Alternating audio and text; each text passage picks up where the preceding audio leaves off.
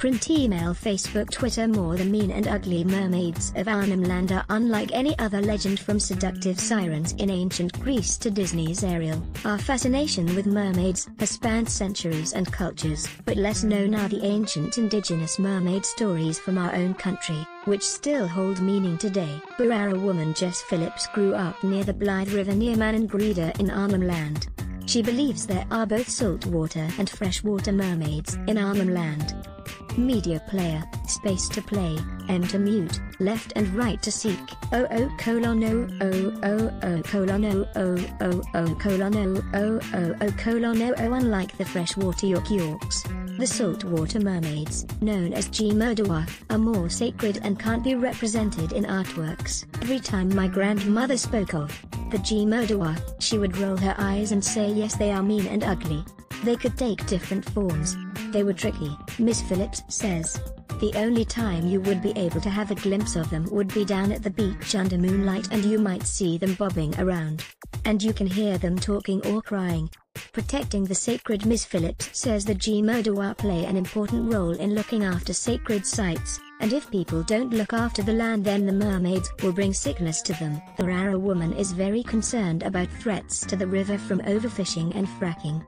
We need to look after our water so the mermaids can continue to look after our sacred sites and keep that spiritual connection with the Aboriginal people, she says. The role of mermaids as protectors is one of the common themes that run through mermaid folklore. Sarah Peverley, an English professor at the University of Liverpool, is currently writing 2 books on mermaids. Merfolk were first recorded in ancient Mesopotamia, she says. The water creatures came out of the oceans to bring culture and art, and were also known as protectors of people and places.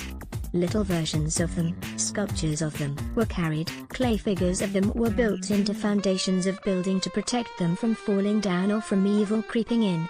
Professor Peverley says, they are interceders between the natural world and civilization as we construct it. Sirens and sulkies across the Mediterranean. Homer wrote about the sirens who lived on small islands.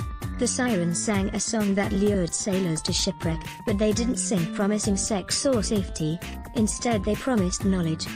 Mermaids are often linked with knowledge from a very early time, and they would promise knowledge that is beyond their normal human being. They would promise divine knowledge of past, present and future.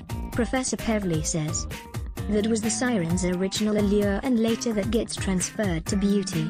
Kate Forsyth has been reading and writing about fairy tales all her life. She has a particular connection to the Scottish iteration of the mermaid, known as selkies. Selkies were creatures that, when in the water, took the form of a seal. On land they shed their seal skin and took the form of a beautiful woman.